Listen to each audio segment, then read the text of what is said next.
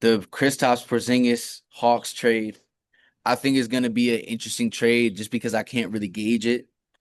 I mean, obviously, I think the Celtics they did what they had to do in getting rid of Drew Holiday. You know, Kristaps Porzingis to free up cap, and also get out of the second apron. I think they like we talked about. We thought that they were going to go potentially into a rebuilding stage. Um, And it looks like they're kind of in the midst of doing that for these next maybe 2-ish years.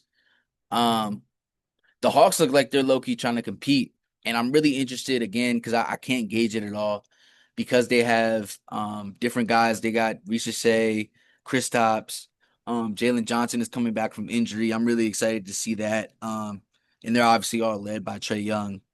But we'll I guess what So the Celtics did what they needed to do pretty easily. They yeah, obviously they weren't going to get many assets back, but they didn't really have to attach draft capital to any of the guys they were getting rid of. So I thought that was a win for them.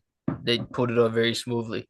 Um, Also why the are the Drew ops so Holiday tough, bro? salary dump. I've never seen a Why are the team get ops picks doing this back. to us, bro? I don't know. I've never seen a team get picks back in a salary dump, and they did that with the Drew Holiday one. I'm like, bro, y'all should be. Yo, I was I sick. don't know. I was I don't sick, know. bro. I was sick. Yeah. I Especially thought. because he was once one of us, bro. Yeah, he was my first Sixers merch. I had a Drew Holiday player too. I Man, went to the game and I asked my dad for it, and he got it for me when I was a young boy. But yeah, I mean, I don't know. I don't think like that's a contract that the Blazers could absorb. I don't like how they gave up the picks instead of getting them. But you got Simons off the team to create to allow other people to take shots, and yeah, Anthony Simons was probably one of the worst defenders in the NBA, and the Blazers are a defensive team at this point. They're trying to establish that identity. That's pretty clear. yeah. So I thought that was a fine move for both teams.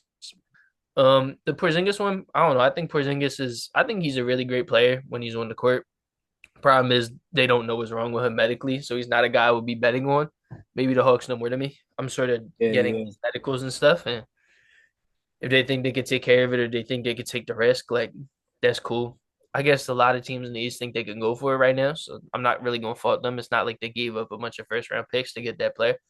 And you usually don't get that type of a player without giving up a lot of draft capital in the trade. So, because Porzingis is one of the better players in the NBA when Yeah, he's when he's out there. healthy. Yeah, So all you're healthy. really doing is just taking on the risk of like the money or will he be playing. Like you didn't give up any like real like scary assets. So I thought that was a fine trade for both teams too.